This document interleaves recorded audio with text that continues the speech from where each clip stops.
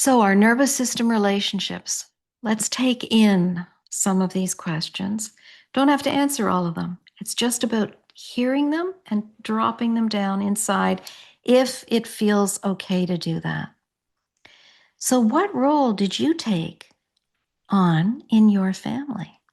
What nervous system state does that role reflect? A flight fight, a freeze, maybe folding in, shutting down.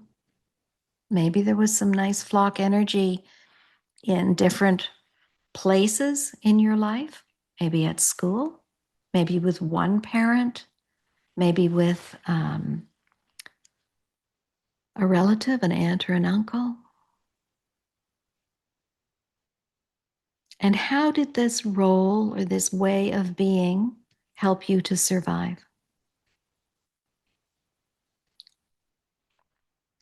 And which of these patterns show up in your relationships today? That's really important. Recognizing, where am I in my nervous system a lot of the time now? And is that the same or different than the pattern I grew up with? And very often it's the same if we're repeating something in that trauma feedback loop, because the body's wired that way. The good news is that we can change that. And really taking into this very important piece that I love Gabor Mate's work and authenticity versus attachment.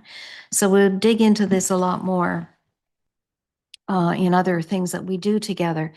But that need for authenticity of the self, that grounded, connected place in the body, is really stretched in families where there's a lot of dysregulation in the nervous system, because we need to be attached to those people that are keeping us alive.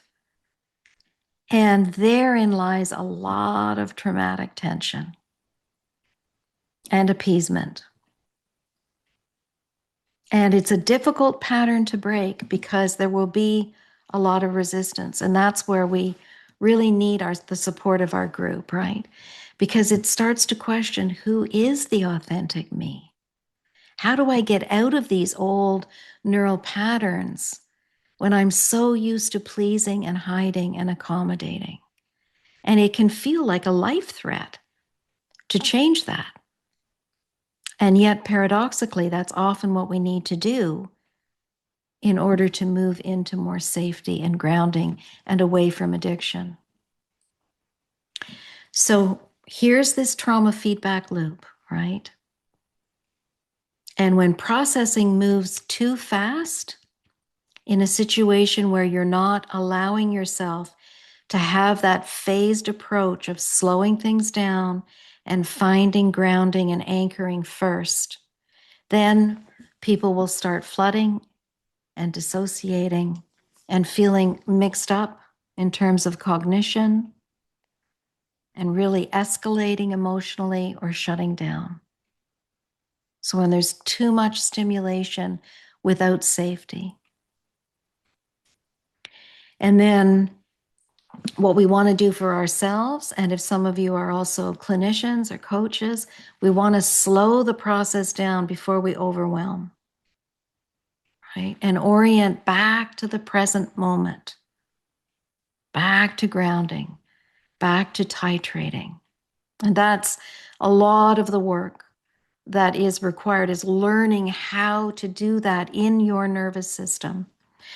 Because often we can be engaged in that work and then we have interaction with family members and we get really disconnected from that.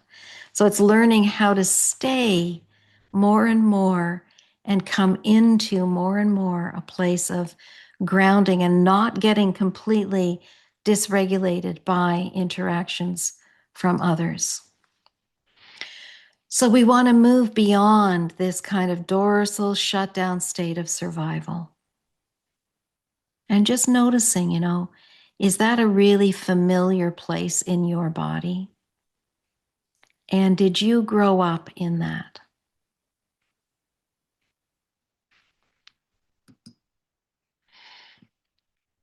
So really remembering too that, trauma is so often the underbelly of addiction, right? And that we want to be thinking about trauma in that feedback loop and how it impacts the autonomic nervous system.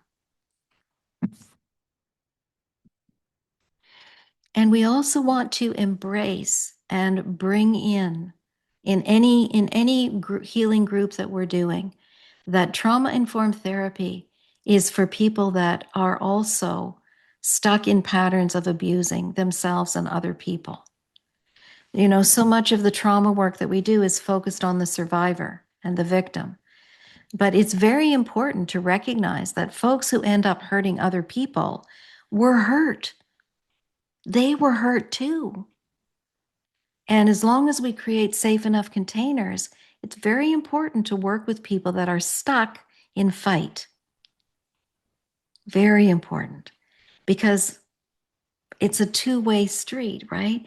We can't just be and help people that are the victims of people stuck in fight, because people stuck in fight have been also hurt and victimized. And we have to be able to deal with all of that together in a way that creates, of course, safe boundaries.